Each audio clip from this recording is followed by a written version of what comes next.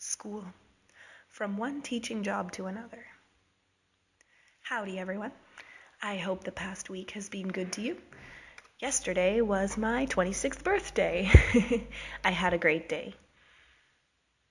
As I mentioned last post, I'm now in Italy, and I've spent the last week, give or take a few days, acclimatizing to a new job. From October to mid-June, I was working as an English teacher in a language academy in Spain. About a week ago, I finished that contract and came to Italy to work with 2 host families for 3 weeks in a more relaxed but focused short-term position. In fact, the position is so short-term that it's almost halfway finished already. I'm really enjoying it so far. It's a different kind of teaching than in an academy classroom, and I really enjoy creating personalized learning experiences for one-on-ones or small groups.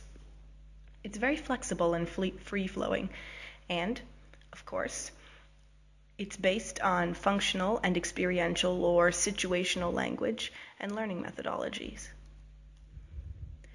These kinds of shifts in the methods of teaching and learning I engage with are nice, because it's helping me focus from a more general pedagogy for a wide variety of students at different levels with varying needs and goals, to a more personalized approach. This position is helping me wind down rather than plummet from a very structured teaching job to a totally work-free holiday time.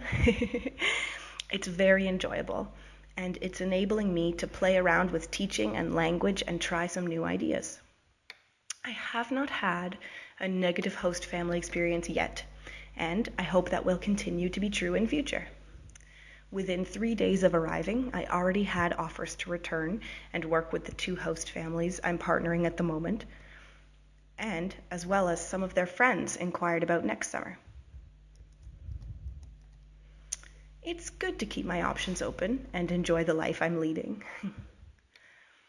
There are a lot of traveling English teachers who live very nomadic lifestyles, hopping from country to country, sometimes balancing different kinds of teaching in public schools, in private schools, in universities, in language academies, in summer camps, in host families, via private tutelage, and every other educational system and program you can imagine, including virtual teaching versus contact time. They create their own lifestyles and can live very happily. For the last 2 years, I have been thinking about this kind of lifestyle, and I'm open to it as a potential future lifestyle choice. Unfortunately, I can't talk about my working and teaching movements in the European Union without mentioning the British EU referendum. Sadly, a very slim majority of the United Kingdom, the most citizens from England and Wales, voted in favor of leaving the European Union on Thursday. A great birthday surprise. I was not expecting that. This could potentially have a very negative impact on freedom of movement, work opportunities, and travel for British citizens within the EU, and I'm very worried about it.